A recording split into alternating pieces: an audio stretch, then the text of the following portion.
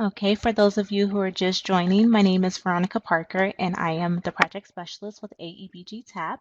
Today's webinar is titled AEBG Pre Apprenticeship. So before we get started, I have just some general housekeeping rules to go over with everyone. Down in the resources pod, it's down at the bottom left-hand side of your screen is the PowerPoint presentation. Please feel free to download this presentation and follow along throughout the webinar. Right next to that pod is important information. Some important information we would like to go over is if you have any questions, please type them into the chat pod. Throughout the duration of the webinar, your questions will be addressed.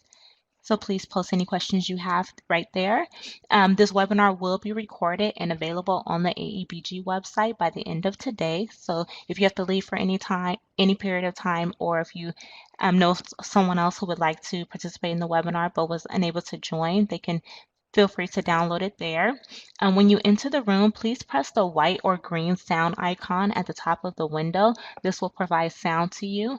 If you are hearing sound through your computer or both your headset, please mute that sound button so that you don't hear an echo sound.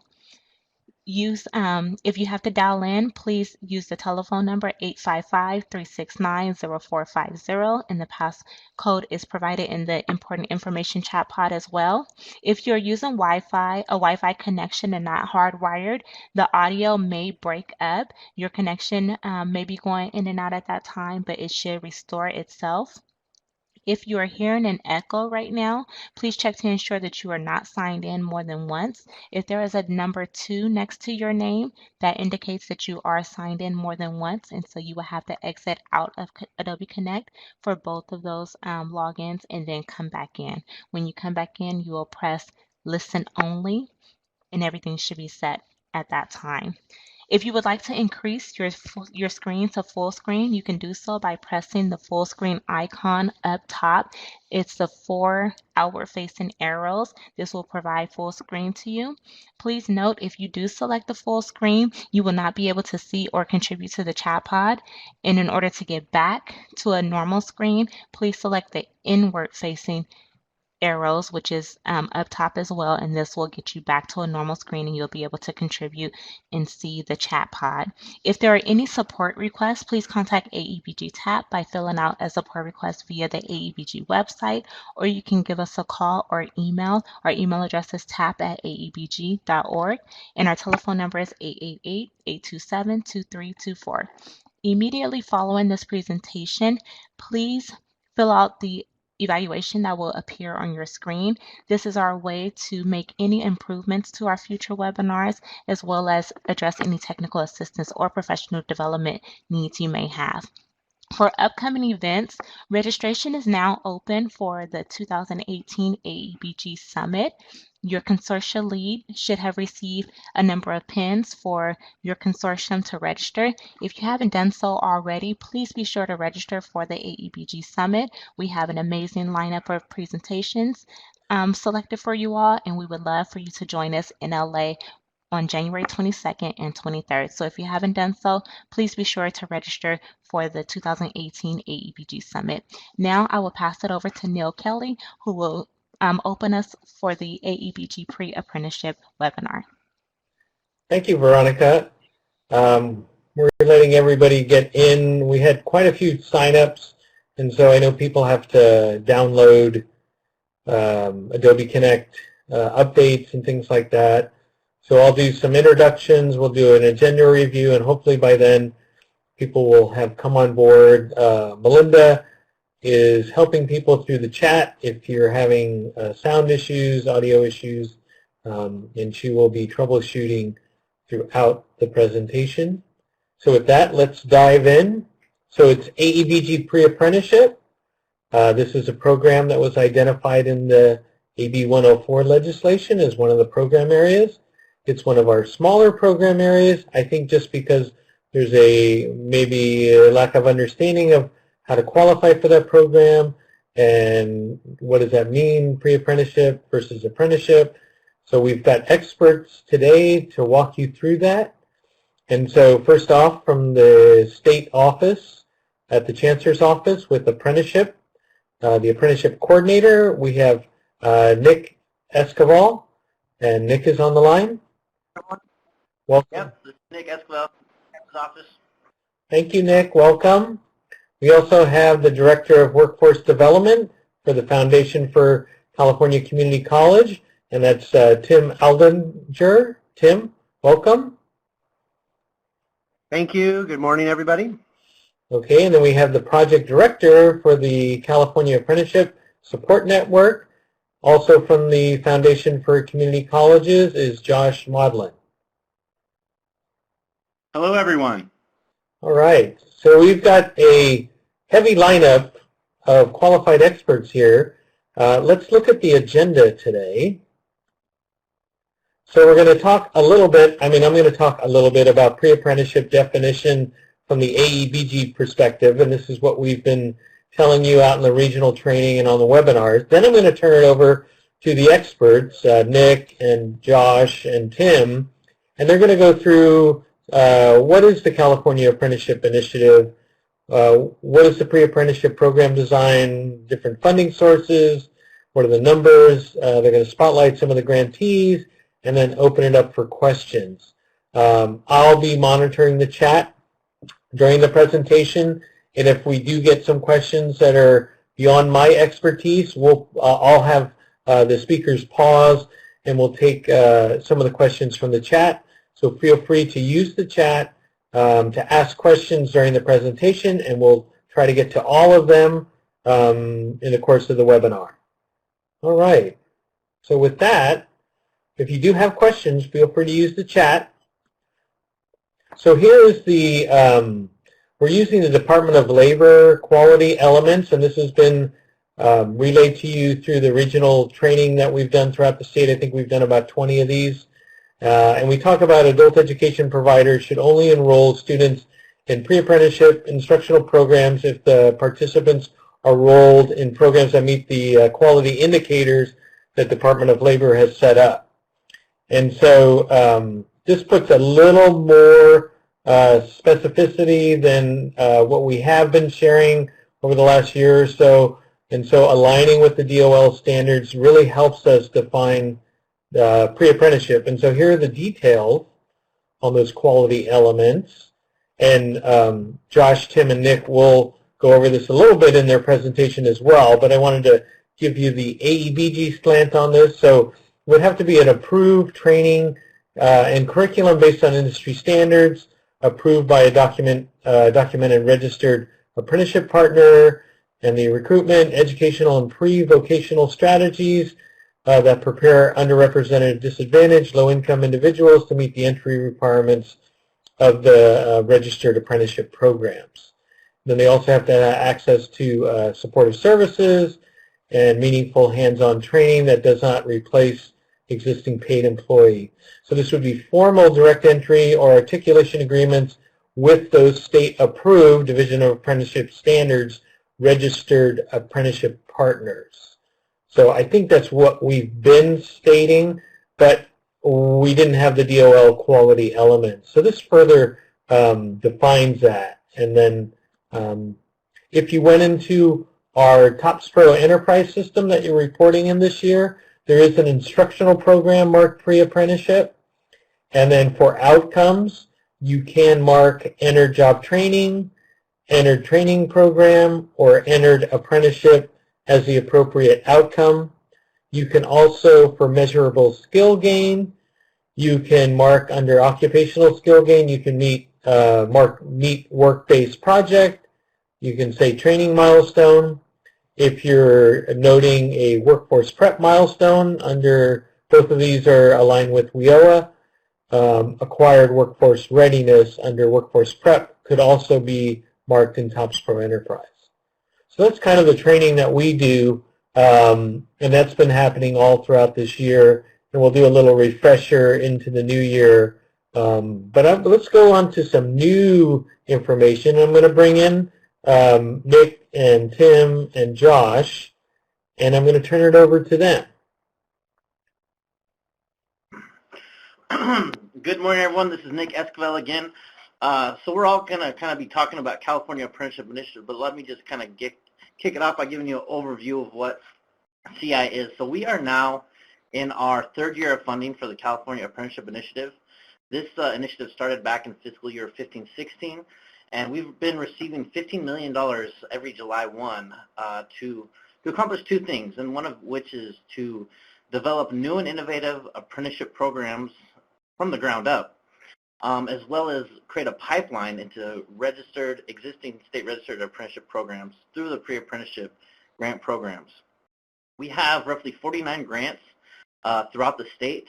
K-12 partners were allowed to apply and have been very successful in this grant funding. So this has not only been made available to community college districts, but we also have county offices of ed, unified school districts, and ROCPs that have been successful recipients of these grant funds. I'll let Josh kind of get more in the weeds on this, but we have been, again, very successful with this initiative. We're going to go into some more data and the rest of some upcoming slides, but I'll let Josh kind of take the rest from here. Thanks, Nick. Hello, everyone. My name is Joshua Maudlin, and I'm the project director for the Apprenticeship Support Network, which provides all of the technical assistance and evaluation for the California Apprenticeship Initiative. We do this through coaching, guidance, tools, workshops, labs, and an online community of practice. As Nick mentioned, we currently support 49 programs, and award letters went out for round 3 recipients yesterday. So that number will increase. As I mentioned, we have an online community of practice. It's called the California Apprenticeship Initiative Hub, and you can see the address there.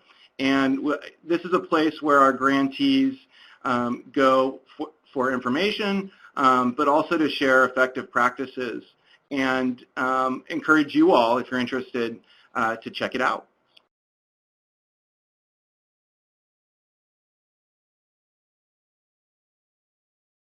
And I'm going to welcome my colleague, Tim Aldinger, here,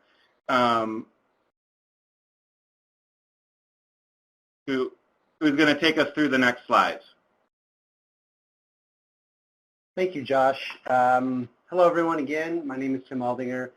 Wanted to share just a little bit of background to see where we're situated. The Foundation's role is to be the auxiliary nonprofit in support of the Chancellor's Office.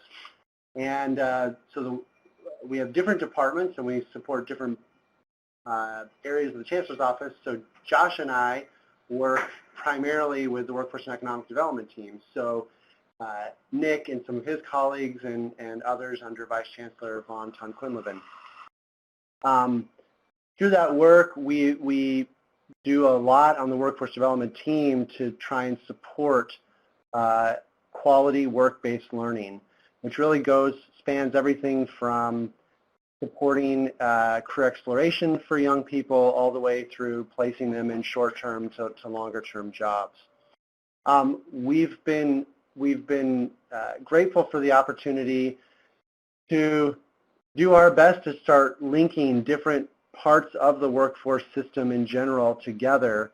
And over the last year especially, we've had the opportunity to participate in a lot of different conferences, and I've been thrilled to have the opportunity to learn a lot more about adult education. I was thrilled this past spring, actually. I see Jody Slider on the call, so hi, Jody. Got to learn a lot about some of your work in Riverside. I got to go to the CCAE conference in May. So it's just, it's a pleasure to be with all of you, and we certainly look forward to being able to find more linkages with the adult ed world as we continue forward. My section here is to really look at and consider some of the components and ingredients of pre-apprenticeship programs, and then we're going to go back to Josh primarily and Nick to look at some of the specifics of the California Apprenticeship Initiative and get you more information on the specifics of that project, but also give you some good examples of what those projects might look like. I am guessing that we probably have a range of practitioners on the phone, so I think some of you, this will be probably a little bit of review, but also for some of you, I hope this will give you a good idea if you're considering starting up in a pre-apprenticeship program or you're working with one, to help you think about what those ingredients are, think about defining the outcomes, think about the partnerships that you need to ensure that quality. So to start off with, one thing that's to help us think about the who. Who are pre-apprenticeships for? And traditionally, in the focus of this webinar, is really on thinking about how pre-apprenticeships can help connect those who are traditionally not connected with the world of work in general, and specifically with apprenticeships. So underrepresented groups and individuals that have, for whatever reason, significant barriers to connecting to that world of work. And so you can see here that there's a few components that help build those pathways to those who are underrepresented and have high barriers. So this next slide will show you a little bit more about that. You focus on these three areas, that'll help to give you kind of the shape of the who of a pre-apprenticeship program and the types of services that you want to be thinking about. As you can see there on the left, there are several groups that, if you look at the general world of individuals in apprenticeship, are not as represented and underrepresented in terms of the average types of individuals. So young people, women, ex-offenders, people of color, dislocated workers, etc. Some of you may have programs or familiar with those that specifically look to reach out. And again, a little later on, Josh is going to describe some of the programs that are working under the California Apprenticeship Initiative that really focus on that. Once you think about that type of recruiting and screening and outreach into those areas, I think there's two big parts of a pre-apprenticeship program to think about. One is, how do you get people who likely haven't had basic levels of skill development, basic levels of support, and provide that to them? So if you imagine that some individuals may or may not have had a positive high school experience, may or may not have had a positive college experience, they may be coming in to this program with at a further behind the starting line than others.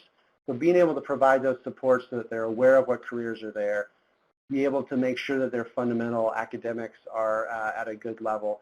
And then that bottom one is really important. It's really hard to learn. It's really hard to participate if your housing is unstable, your family life is unstable, you don't have transportation, you may be dealing with health issues, et cetera, et cetera. So oftentimes, high quality pre-apprenticeship programs have those kind of wraparound services.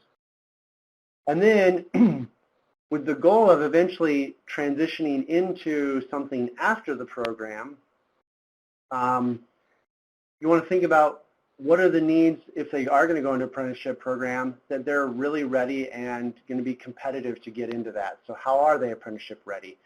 If they may not go into an apprenticeship program, how are they generally job ready? Are there relevant certifications for that industry, relevant credentials? So these are really important elements to be thinking about in terms of the design. And as you either continue to grow your current program that you're operating or think about starting a new one, this can be a little bit of a checklist for you to think about how well you're doing in those areas. So that really leads then into thinking about sustainability. As you build these and address these program components, what's going to help, once you've established that, what's going to help make that continue to live and breathe and add value both to the participants, but also, on the other end, connecting with the apprenticeship programs or other programs that they need going into. So one element, we've got a couple of other visuals that help out with this, is a pre-apprenticeship program that really is linked with an actual registered apprenticeship program. And that means that you can learn and become familiar with the very specific types of technical and baseline skills needed to get into that registered apprenticeship program, and then design your pre-apprenticeship program to meet that. However, There are some pre-apprenticeship programs that don't have as direct a linkage, so developing opportunities for other types of work or maybe earn and learn that are after the pre-apprenticeship are also needed. You need to think through those in terms of work readiness, connection to jobs, are they ready to interview, etc. And then, excuse me, a real big one is sources of funding. So you may be able to find sort of your initial startup funding, and that's great, but then you have to keep going on with, still have to do recruitment. You still have to have your curriculum ongoing and refreshed. You have to build your relationships with employers. How are you going to continue doing that?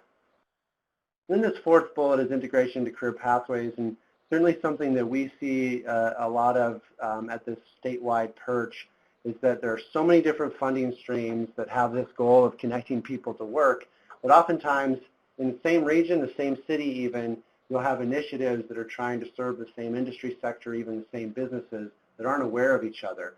So doing your best to understand what is this overall ecosystem of career pathways and work-based learning and earn and learn, and how does your pre-apprenticeship program either add to or address a gap, but trying to avoid the duplication. So Tim, really quick, we do have a question from Lauren, and I don't know if you're going to cover this later in the presentation, but she's wondering about upcoming industries being offered in this area, and she was wondering in the area of IT programs, what's your experience of seeing IT in the apprenticeship world? And maybe you want to handle that later, or you could take it now. Well, I think that'll come up in the slides that Josh and I are going to cover. We in fact have created 3 new IT apprenticeship, new and innovative IT apprenticeship programs with the California Apprenticeship Initiative. So we'll cover that in a few more slides. Great. Yep. Thank you. You will have more information than you even want to know about those different industries. But yeah, that will be coming. But great question, and I think, you know, referencing these earlier components to think about, figuring out industry sector is really important, and the specific needs of that industry sector, and so we'll get into where we're seeing with the California Apprenticeship Initiative where that the growth is happening. So the purpose of this visual is really to think in terms of a continuum about how you may partner with registered apprenticeships, and I touched on this a little bit, but I think that continuum can look like, on one end, a very deep, intentional, and purposefully designed relationship with a registered apprenticeship program, so that those individuals going through your pre-apprenticeship program are likely to have a good entree into that registered apprenticeship program, perhaps even preferred status, depending on what kind of agreement you have with that registered apprenticeship program. And ideally, one of the values that registered apprenticeship programs see is it'll help them have a much higher level of talent coming into their program. On the other side of the continuum is looking at the many positive benefits of a pre-apprenticeship program that may not lead to as specifically to a registered apprenticeship program, but still provide some of those important baseline essential skills of work readiness, exposure to an industry, the ability to explore a career.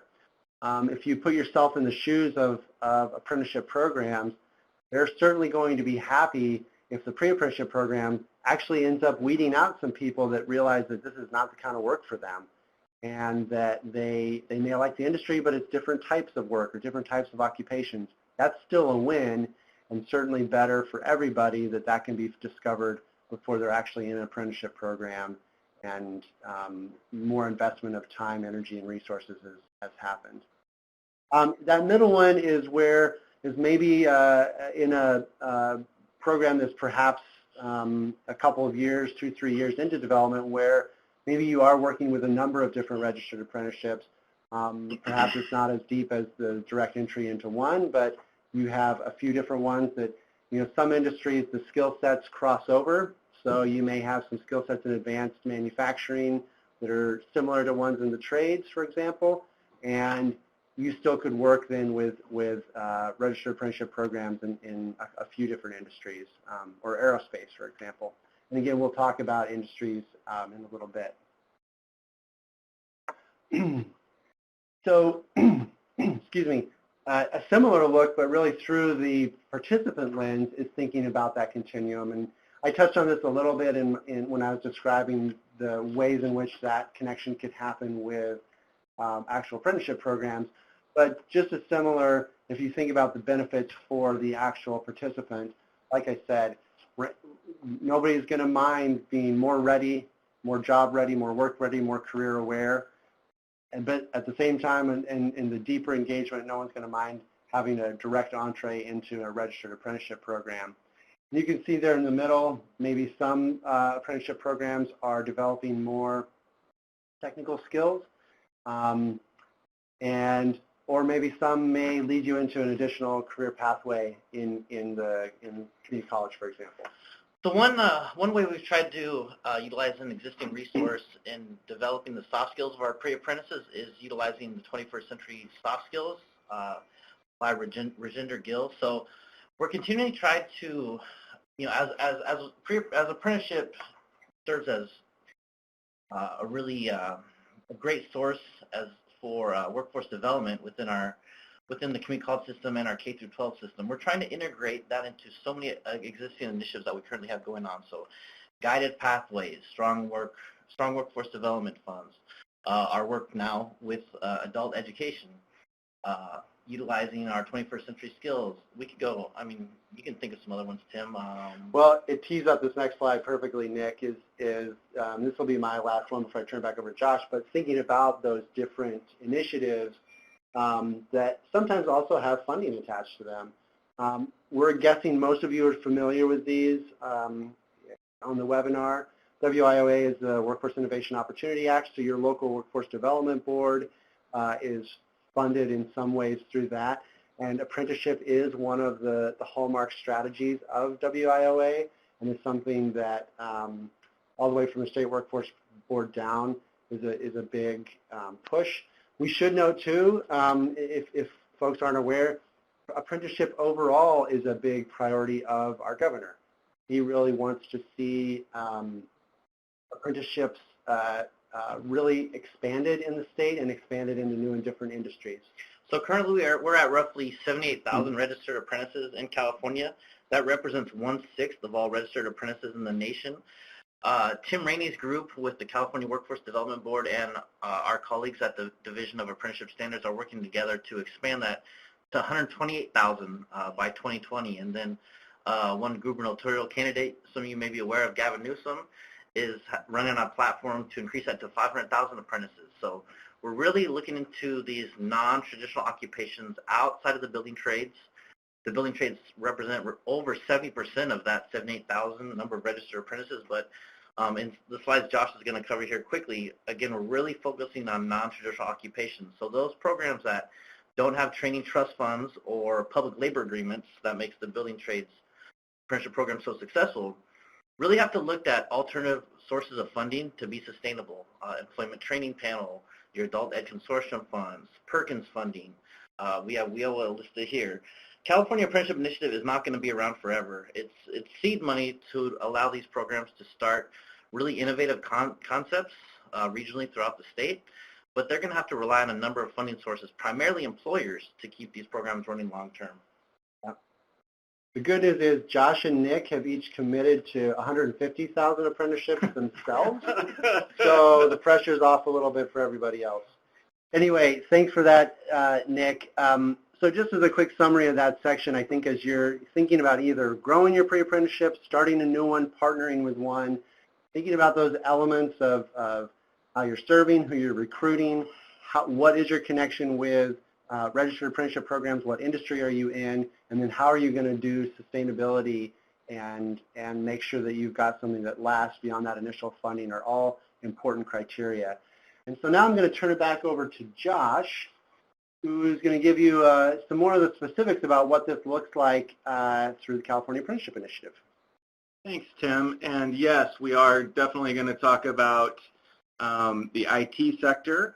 as well as some other sectors here that haven't traditionally had utilized the apprenticeship model for their workforce needs.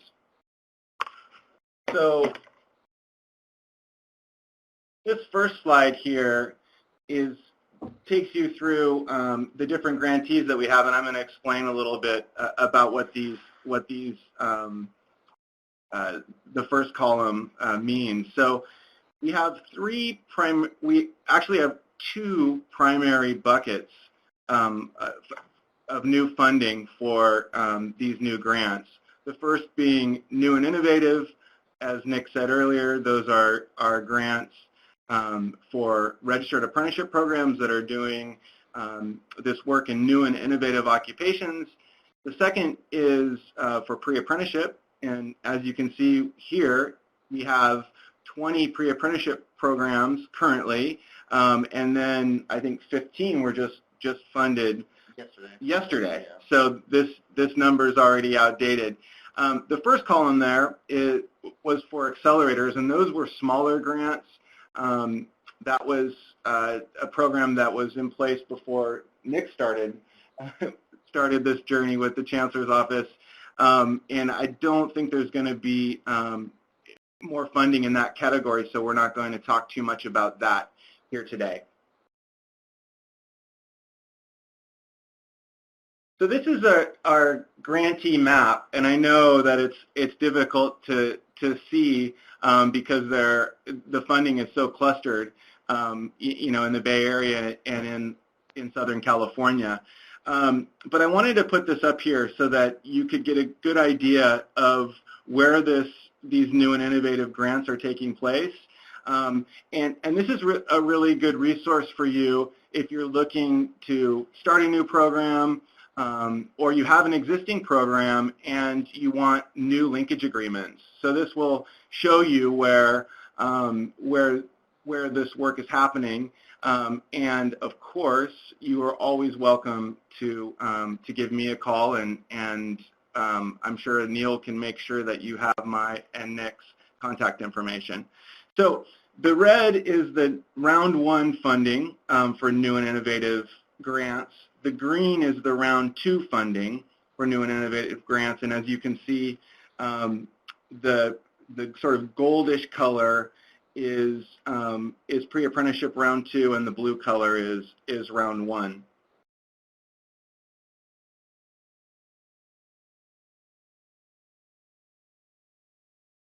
This slide here talks about the sectors that these grants cross. So the numbers represent the number of CAI grantees that are in each of those sectors. So all the way off to the right there, you see cybersecurity or information technology. So we have quite a few well, not quite a few, but we have 4 at least that are involved in that work.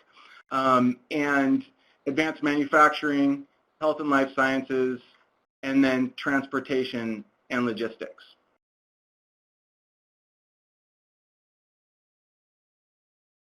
These are additional sectors, so you can see there are 3 in early care, 3 in hospitality and culinary, and then the other boxes are one-offs. So we have 1 in aerospace, an automotive, a petrochemical, a creative services program, an inland boatman program, a viticulture program for those of you that like wine in San Diego, and a food safety program.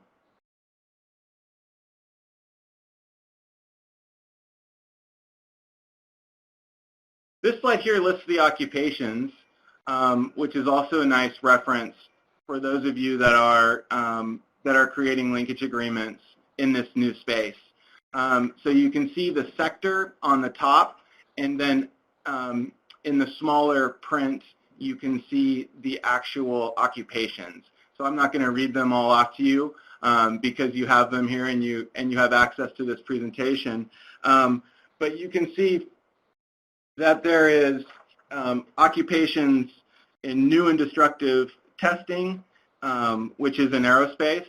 So that's ways in which that they can test a really expensive product or piece of equipment without breaking it.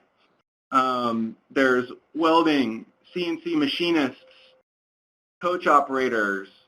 In the health and life sciences, there's nurses, community healthcare worker, which we're going to go in a little bit of depth in our grantee spotlight coming up in this section. Chemistry, QC technicians. In the hospitality and food safety area, there are lodging managers, food and safety quality technicians. In the petrochemical and cyber and creative services sector, there's safety technician and cybersecurity technician. So there are a number of new and innovative occupations where people are applying apprenticeship for the very first time.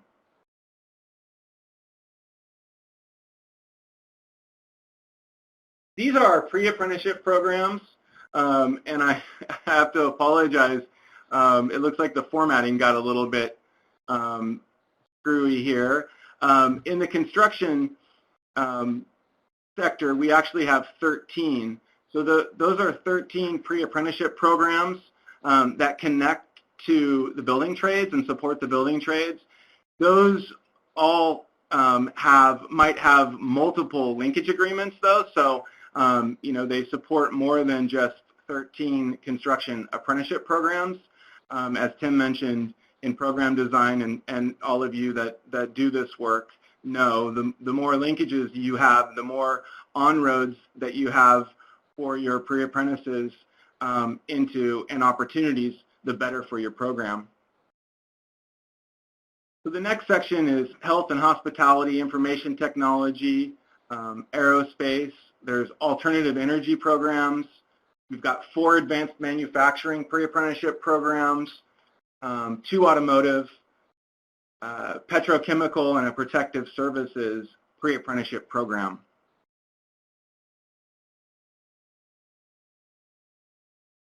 Oh, this one got a little screwy too. So these numbers are the numbers of folks that have been served in our pre-apprenticeship programs, and that number is supposed to be 2,098. And again, these numbers are a little bit outdated. They were updated in September of this year. And then we have 645 served in apprenticeship programs. And so I'm going to get a little bit deeper in the weeds on these numbers in the upcoming slides.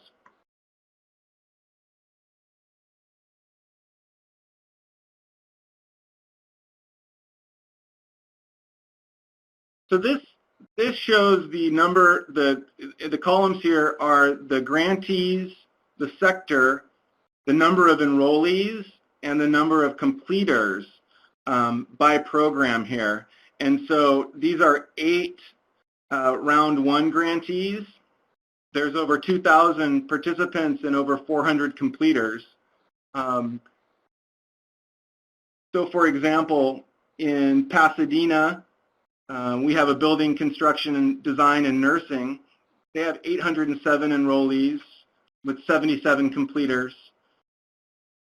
In Cerritos, the metals and manufacturing program had 201 enrollees and 168 completers. So I won't read all of these to you because you have them here, but this gives you a good idea of the size and scope of this initiative.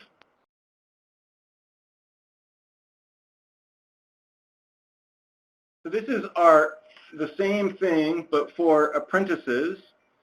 So there's 14 round 1 grantees that this information came from, with 600 plus apprentices and 80 completers.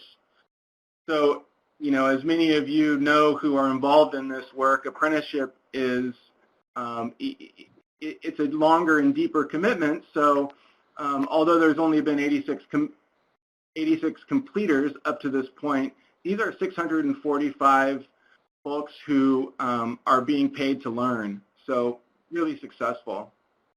You can see here, I won't read through all of these, but we have advanced manufacturing, transportation, and manufacturing program in Contra Costa Community College District. a creative services program in Downey Unified School District. There is West Valley Community College and Mission College has a transportation and logistics program with over 200 registered apprentices, and we're going to do a grantee spotlight on that program upcoming in this webinar as well. In the aerospace and energy sector, there's 75 registered apprentices and 61 in advanced manufacturing at State Center and Reedley College.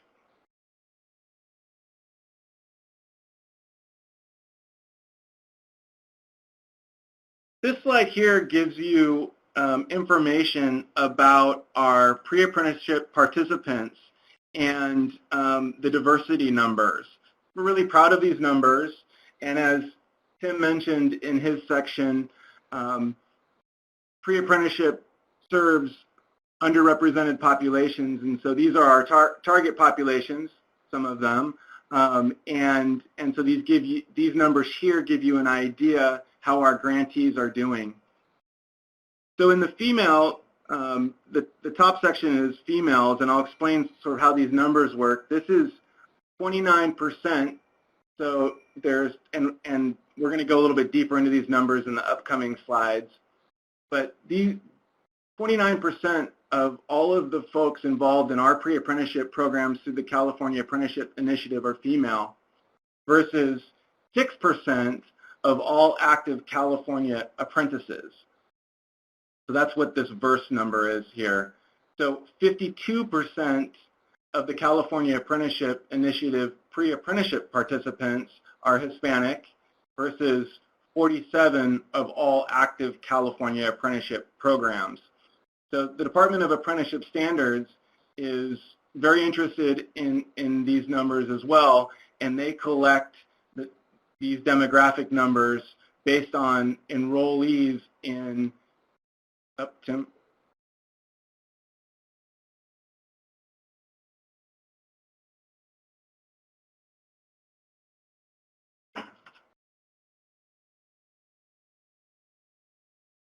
Sorry about that. My computer went a little sideways on me.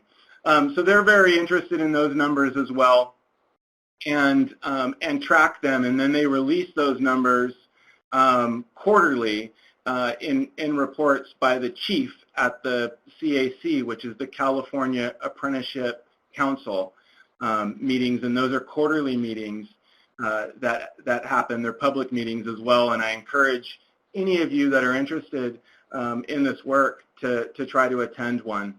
They happen up and down the state, and they're posted on the Department of Apprenticeship.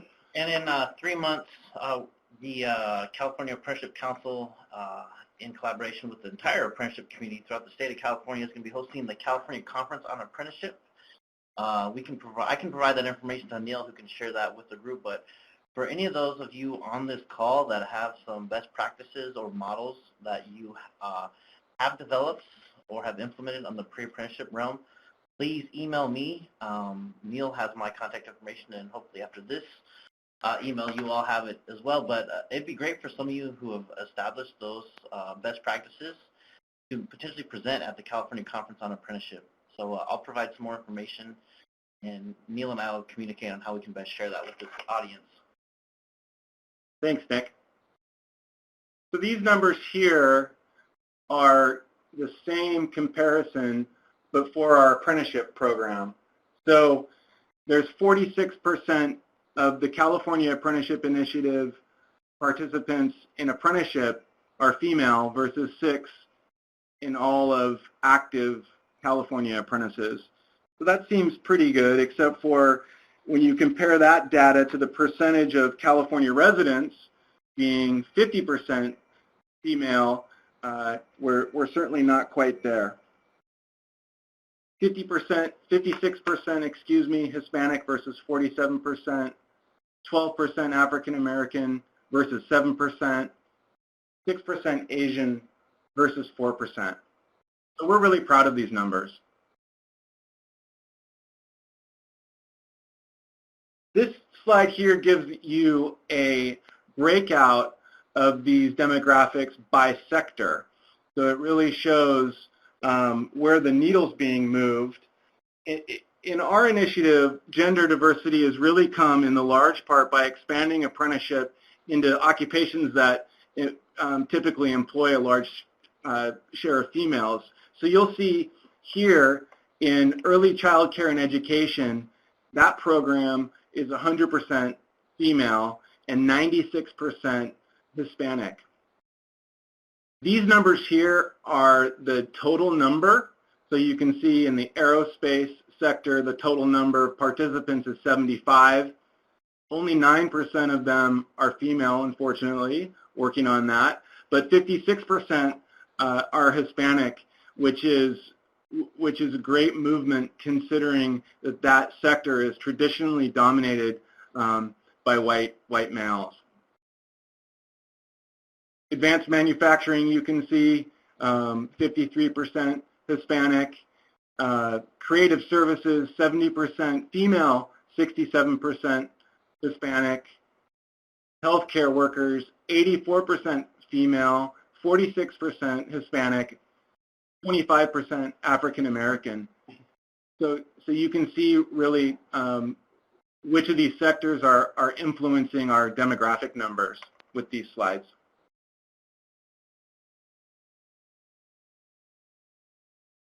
So we're going to move on to a grantee spotlight section, which shares a little bit about some of our programs and some of their who their partners are, a little bit about how their programs were designed, why they're working, and how things are going. And Josh, you have about maybe 10 minutes. We want to leave about 5 minutes for questions at the end. So just giving you a heads up on that. Perfect, Neil. I will move a little bit quicker. So this first one is the community healthcare worker. And again, I apologize for the formatting. Something got a little wonky. This was a big slide deck here. Anyhow, LA Trade Tech is partnered with the Worker Education Resource Center and the Educator Training Center. And this is a multi-level apprenticeship program that was built on the success of a previous CAI-funded apprenticeship program that LA Trade Tech had. It's in the early care and education sector. So there's working and being involved in apprenticeship really starts with a clear workforce imperative. So in this case, there was a statewide shortage of Head Start preschool and early Head Start educators. And so there was a clear need for this program. And one of the really neat things about this program is that they recruit from CalWORKS participants, which offers them an on-ramp into the K-12 education system. This is a stackable 3-tier, it's a cohort-based program, and the highest tier culminates in a bachelor's degree.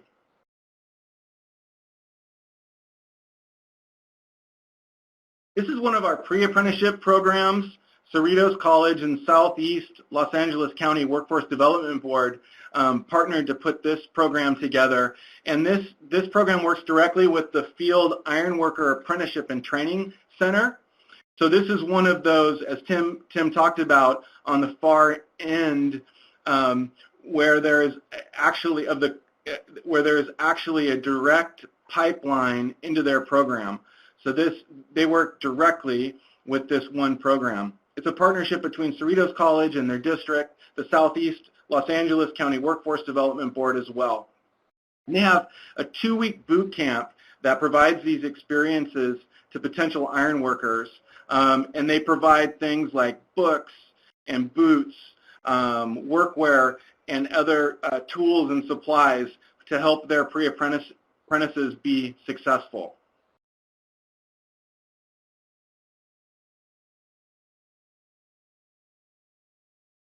This is one of our successful apprenticeship programs, the one that I pointed to that has over 200 indentured apprentices now. and it's a partnership between Mission College, Santa Clara Valley Transport Authority, and the Amalgamated Transit Union Local 265. So it's in the advanced transportation industry sector.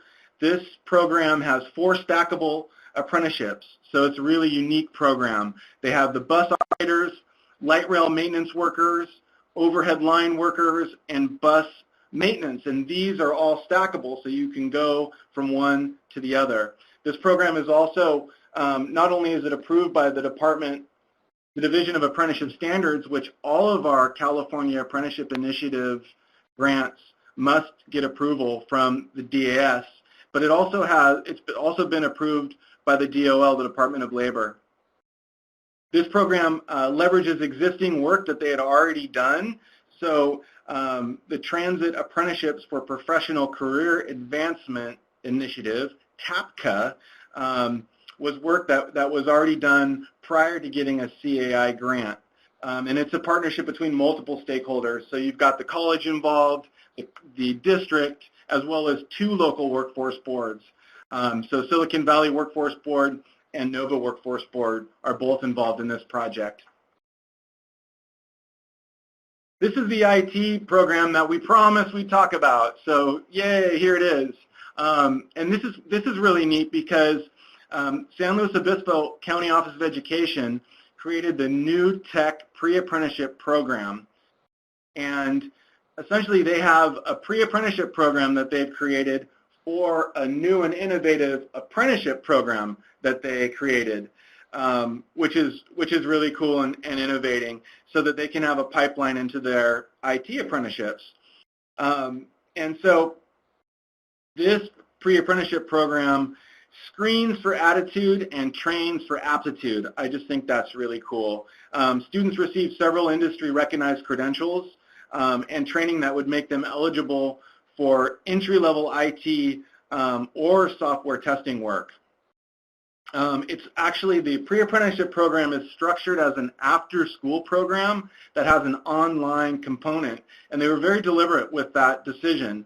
Having it after school provides time for tutoring and allows participants in the program to get other after-school program support, which isn't available during the school day. And as well, they're able, because it's an after-school program, they qualify for some additional funding. So when we were talking earlier about sustainability and thinking out of the box when you're in your program design, these are some folks that have really done that.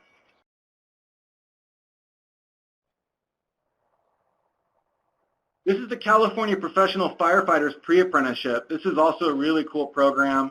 It's a partnership between Butte County Office of Education and California Firefighters Joint Apprenticeship Committee. And this program was designed to address the shortage, so definite workforce imperative, of underrepresented populations in the fire service. So they wanted to fill vacancies in the departments around the state. And they want to do it with underrepresented, underserved populations. And so they built in all kinds of really cool supports, including physical and written test preparation support. They provide uniforms. They provide textbooks and workbooks. They provide financial assistance for transportation and childcare. They pay for the testing and the certification skills. And as Nick was talking about as well, they do a lot of preparation around interview skills and, what we call soft skills or employability skills. That's a big focus of this program.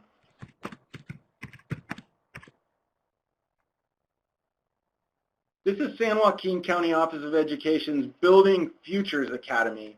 And so this is a program that serves at-risk youth and young adults. So there are career pathways with this program for electricians, sheet metal workers, plumbers, pipe fitters. So there's multiple linkage agreements here. And they have linkage agreements with the International Brotherhood of Electrical Workers and the International Association of Sheet Metal, Air, Rail, and Transportation Workers, Local 104 as well. Building Futures is actually an alternative high school. So they build in contextualized coursework and wraparound supports for these pre-apprentices. And I'm almost there. Oh, I made it. Questions? All right, perfect timing. Thank you, Josh. So a couple of quick technical questions. So on your website, is there that map you showed, if people wanted to see what other grantees were in the state, say like in the LA area, Lauren wanted to know if LA Trade Tech was the only community college, could she go on that map and see the other college grantees or the other grantees in the region? That's a great question. So the short answer is no. The longer answer is we're definitely working on something like that. With DAS. Yes, with DAS. It's a larger project because that's larger than just having our California Apprenticeship Initiative folks. That the Chancellor's Office and the Department of Apprenticeship Standards and other folks are really interested in doing. And so, as you know, with apprenticeship, there are multiple stakeholders and state agencies that are involved in this work. And so, so we're in those conversations right now. In the short term, what absolutely can happen is you can email me, and I'm happy to or we can have a phone chat, but I'm happy to talk through that with your folks. Do you mind putting your email in the chat for those people right now? Is that okay? I don't mind. Okay. And then here's another question. They wanted to know when the conference is and where that I think Nick referred to. I'll send that to you, Neil, and you can send it out to everyone. Okay, we'll post it with the archived version that we'll be posting later today along with the PowerPoint. Perfect. And as well, you can find information about all of this on the Division of Apprenticeship Standards website. So I pulled it up on my phone, Neil. It's April 24th, the 27th in San Diego. But I'm gonna send more information directly to you, Neil, and you can send it to the audience on this call. But it's April 24th through 27th, San Diego at the Hilton. So, but I'll send that to you, Neil. Thank you, Nick. Okay, and then here's the last question that we have. Beth was asking, is there a minimum number of hours for a program to be a pre-apprenticeship program? No. So what we really have that you touched on, Neil, is the best practices for a quality pre-apprenticeship program as defined by the U.S. Department of Labor Employment Training Administration Division. So that's really the framework that we use in California. Pre-apprenticeship is not overseen by any one entity.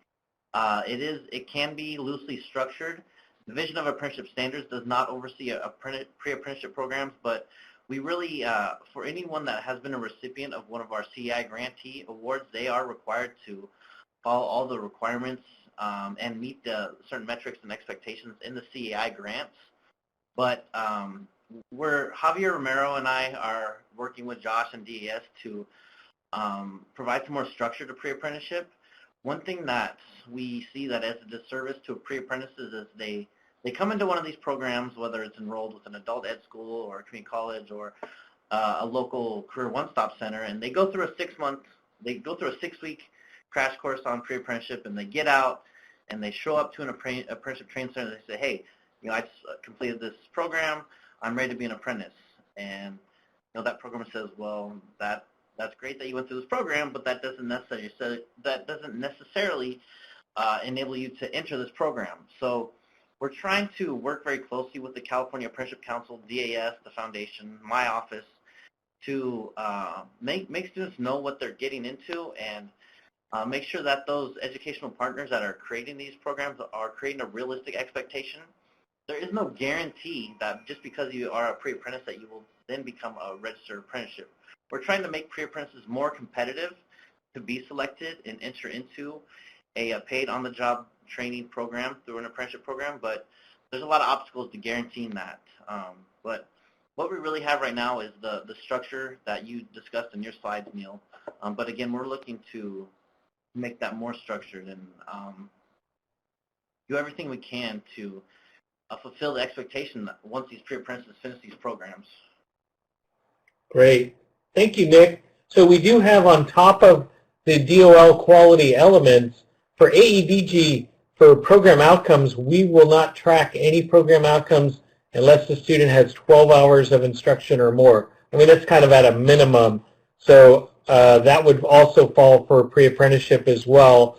And then if you're going to count certain metrics like measurable skill gain, whether it's occupational skill gain or workforce readiness skill gain or a credential or some kind of certificate, they have to align with the existing requirements by the Chancellor's Office or CDE for credentials or certificates. So that's kind of stuff we went over in our measuring our success report. So at a minimum, those would have to align, the pre-apprenticeship program would have to align, and those are very basic, minimal requirements. And so that kind of dovetails into what Nick was talking about. And just a couple more things. Those of you offering a pre-apprenticeship program in the building trades utilizing WIOA funding, you need to be aware that the governor signed legislation last year requiring all building trades curriculum receiving WIOA funding to utilize MC3 curriculum. So that's an important piece of information to keep in mind. For those of you that have more questions about that, email Neil or Josh, and I will get back to you clarifying what that means. And just lastly, the point I was making about pre-apprenticeship, the most important thing is that in developing a pre-apprenticeship program that you are working side by side with the state registered apprenticeship program. I am not as interested in what linkages are being created with federal apprenticeship programs. Our goal here is to increase the number of state registered apprentices with the Division of Apprenticeship Standards. So in all these conversations, it's important that you're working hand in hand with a state registered apprenticeship program, whether it be a traditional building trades program. It doesn't matter if it's union, non-union, or it's traditional or non-traditional, but that you're working hand in hand with the state registered apprenticeship program to make sure that your curriculum does meet the industry standards and that it is supplying this pre-apprentice with the information that they'll hopefully then receive once they go in through a full more structured registered apprenticeship program. Great, thank you, Nick.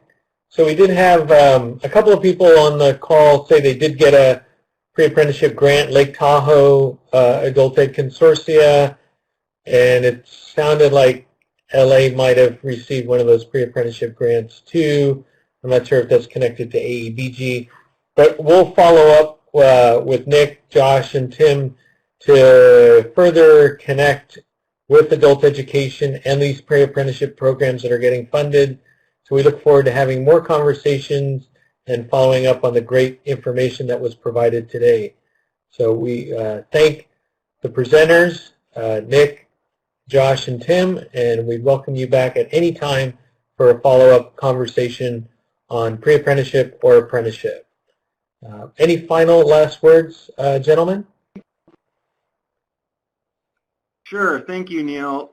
We'd love to invite you to come and present to our group as well, and look forward to possibly figuring out ways in which we can leverage our groups and share effective practices and work together to expand apprenticeship across California.